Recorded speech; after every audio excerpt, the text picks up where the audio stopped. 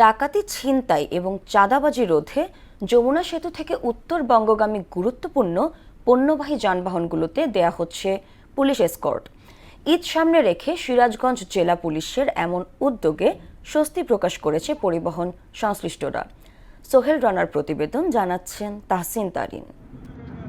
সামনে পিছনে পুলিশের গাড়ি, মাঝখানে পণ্যবাহী ট্রাক সহ অন্যান্য যানবাহন। এমন দৃশ্য দেখা যায় রাত ৯টার পর থেকে ভোর ৫টা পর্যন্ত যমুনা সেতুর পশ্চিম পার গোলচত্বর থেকে সিরাজগঞ্জ জেলার শেষ সীমানা পর্যন্ত।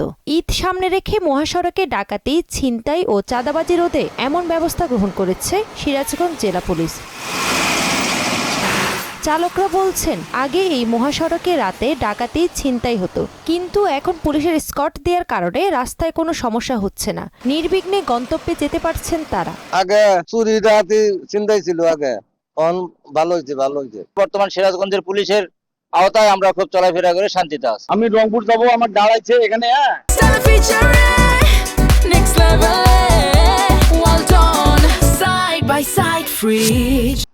দাঁড়িয়ে আমাকে স্পট দিয়ে কয়েকটা গাড়ি মিলে আমার পার করতেছে, এতে আমরা নির্বিঘ্নে গন্তব্যস্থলে যাইতে পারতেছি। ঈদের আগ দেয়া অনেক দামি মারলে যদি ভয় লাগে, তো পুলিশ প্রশাসন ভাইরা আমাদের সেতু থেকে সিরাজগঞ্জ রোড পর্যন্ত আমাদের পৌঁছায় দিতেছে।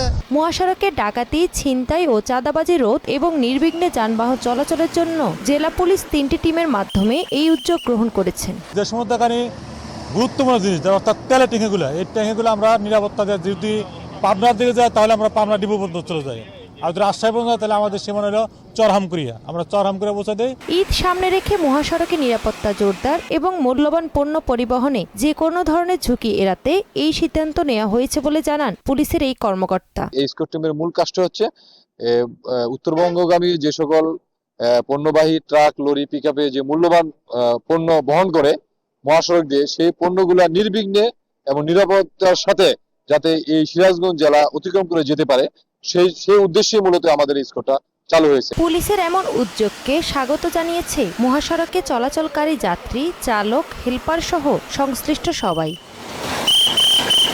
তাহসিন তারিন, মোহনা সংবাদ।